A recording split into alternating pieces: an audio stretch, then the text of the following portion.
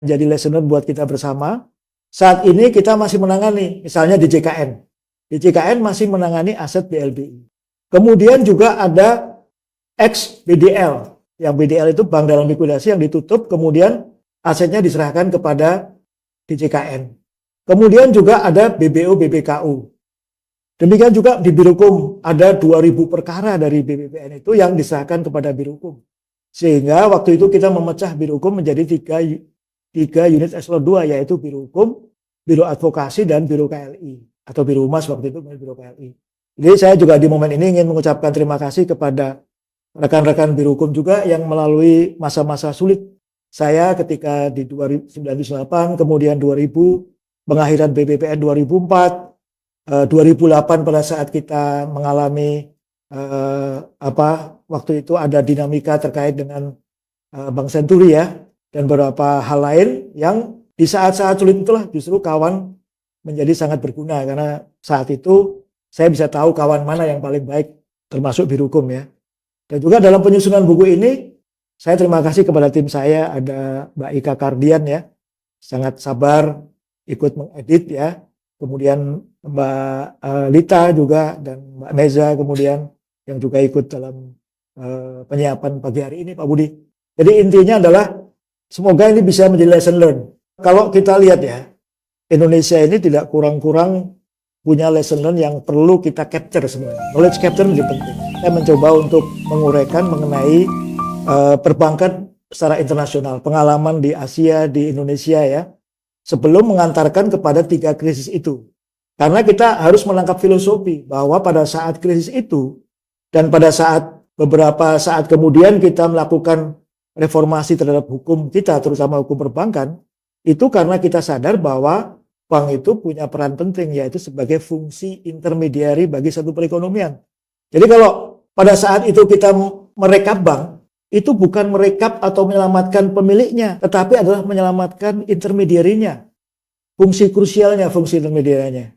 Kita mencoba menguraikan dari masa pada saat kita bersama ya, kita krisis 98, kemudian juga melakukan perbaikan perundang-undangan, kita mengubah Undang-Undang Bank Indonesia, Undang-Undang 23 tahun 99 ya, yang memberikan independensi kepada Bank Indonesia, yang kita yakini bahwa independensi itulah format terbaik dalam hukum perbankan kita.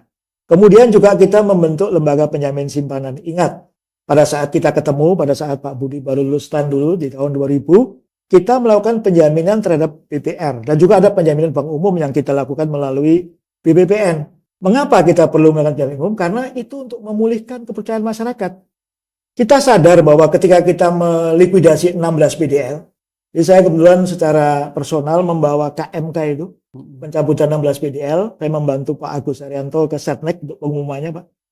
Itu semoga itu tidak terulang lagi di masa depan. Karena kita waktu itu melihat, kita langsung menerima apa yang menjadi rekomendasi dari IMF. Ternyata suprastruktur dan infrastruktur kita nggak ada. Meskipun kita punya pasal 37B di Undang-Undang Perbankan, tapi kita belum punya lembaga penjamin simpanan. Akhirnya kita membentuk penjaminan pemerintah, yaitu penjaminan bank umum dilakukan oleh BBPN, penjaminan bank BPR dilakukan oleh Pak Budi dan tim BI waktu itu, Bu Libraliana ya, Pak Ngalim ya, kita Pak Iksan, Pak Adi Parono almarhum ya. Jadi ini satu hal yang sebenarnya udah mau saya tulis waktu itu, tapi karena kesibukan, berbagai kesibukan, akhirnya kita hanya mencicil aja, mencoba untuk mengumpulkan dulu. Baru 25 tahun kemudian, alhamdulillah kita masih diberikan kesehatan dan nikmat masih hidup ya, kehidupan ya. Itu sehingga kita bisa menyelesaikan ini. Semoga ini bisa menjadi pelajaran buat kita. Saya terima kasih kepada kawan-kawan sekretariat KSSK. Kemudian KSSK yang lama itu ada Pak Raden Pardede, ada Pak Suwandi, Pak almarhum Pak Poltak ya. Pak Suwandi sekarang di LPS, Pak Poltak almarhum. Kemudian juga Pak Salustra waktu itu ada. Tentu saja Pak Firdaus Jalani ya. Pak Adi Pariono sendiri juga ikut mendukung ya. Jadi itu merupakan satu sebenarnya mosaik ya. Saya termasuk tipikal orang ini, mungkin saya juga sampaikan kepada Birohukum ya. Terima kasih Birohukum yang sudah membesarkan saya. Jadi saya selalu menerima semua penugasan Pak Budi. Pak Budi masih ingat ya, waktu kita melakukan rekap bank itu hampir setiap malam itu kita rapat tempat Pak Darmin, Pak Adi Pariono, tempat Pak Budi ya. Jadi Pak Budi saksi hidup, jadi kalau nanti bisa bikin buku sendiri, bagus juga Pak Budi. Jadi ini satu episode yang sangat bagi saya fenomenal dan monumental. Saya dipercaya juga pimpinan untuk terus mengawal perubahan-perubahan undang-undang di bidang perbankan ya, termasuk pendirian LPS, kemudian ada pendirian Lembaga Pembiayaan Ekspor Indonesia, Pak Budi juga ikut kan, LPI ya, dulu ada Bank Ekspor, ingat kan? Dan kemudian juga ada OJK yang kita pahami ya, jangan sekali-kali meninggalkan sejarah. Jadi kita coba juga untuk melihat dulu sebelumnya background bagaimana sejarah perbankan di berbagai belahan dunia. Kalau kita lihat 16 BDL itu kemudian itu adalah produk dari kebijakan-kebijakan lama. Makanya itu akan menjadi lesson learned bahwa kebijakan itu tidak sepenuhnya mungkin kemudian cocok dengan zamannya. Misalnya 16 BDL ya, kita tahu di BDL itu ternyata konglomerasi usaha itu punya perbank juga yang kita cabut izin usahanya itu. Tapi niat mereka adalah untuk membiayai grupnya. Itu yang kita tangkap dari 16 BDL. Jadi BDL itu merupakan cerita kelam di kita ya. Di situ juga ada pelajaran. Yaitu kita mencabut 16 bank kecil tapi tidak punya program penjaminan. Meskipun di Undang-Undang Perbankan pasal 37B sudah kita masukkan bahwa untuk melaksanakan program penjaminan itu akan dibentuk LPS. Tapi LPS di pasal 37B itu LPS yang dibentuk dengan PP.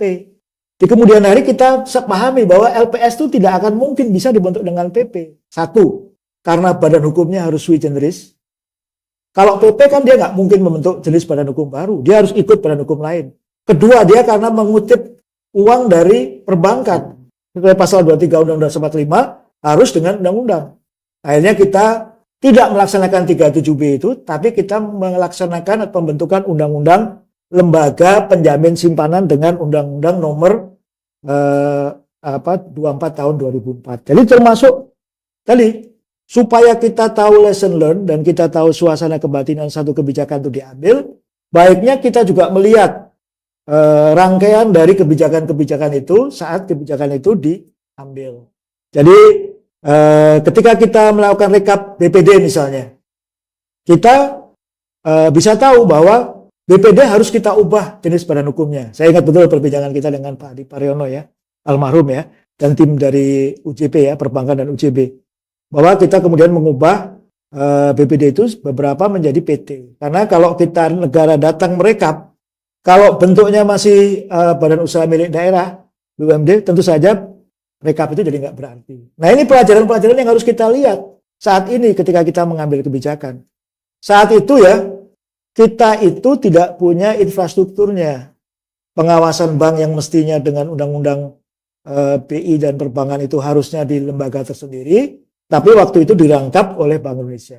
Sehingga di kemudian hari kita membentuk OJK.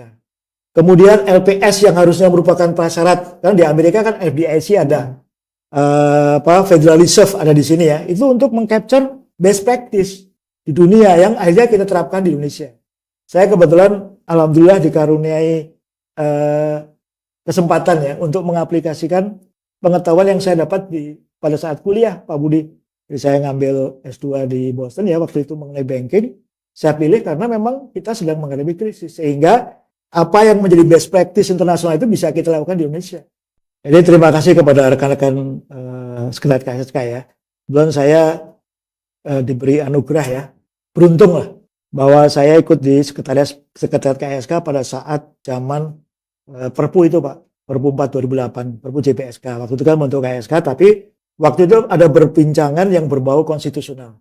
Perpu itu kemudian tidak pernah diundangkan, tetapi kita undangkan dalam bentuk undang-undang lain, yaitu Undang-Undang Pencegahan dan Penanganan Sistem Keuangan. Tapi itu melakukan lesson learned buat kita Pak. Jadi kita tahu bahwa sendirian saja BI dan Kementerian Keuangan waktu itu atau Departemen Keuangan ternyata tidak bisa menangani krisis. Harus bersama. Ingat ya, sekitar pada saat kita bersama-sama kan kita selalu dengan BI, tiap malam kita dengan BI sebagai pengawas pengatur perbankan waktu itu. Nah, kemudian kita yakin bahwa kita perlu ada program penjaminan, maka kita membentuk LPS. LPS sendiri 4 triliun modalnya itu berasal dari program penjaminan pemerintah yang waktu itu kita laksanakan, ingat nggak Pak Budi ya? Jadi kita ambil dari situ. kita sebagai badan hukum terpisah atau tersendiri, badan hukum sui generis. Seperti halnya BI, LPSI adalah badan hukum sui generis. Karena kemudian merupakan kekayaan negara dipisahkan, tapi melaksanakan fungsi-fungsi negara, yaitu sebagai penjaminan bank. Kemudian nanti 2028 akan penjaminan asuransi ya. Tetapi sebagai satu institusi yang menjamin nasabah penyimpan itu menjadi penting. Kalau kita lihat di tahun 98 bagaimana kita, Pak Budi masih di STAN atau masih di STAN ya? Iya. Itu kan bagaimana kita mengular ya. Ada orang antri ya, ada RAS atau bank run. Itu penyakit paling kita takuti di perbankan.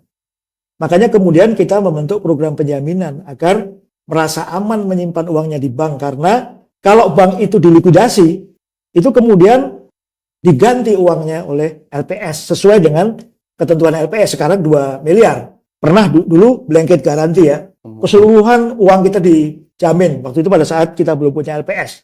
Yang melaksanakan program penjaminan masih BPPN. Pada saat itu kita belum punya KSSK. Koordinasi kita dengan BI masih dalam sebuah forum nota kesepahaman sehingga kita belum punya trust.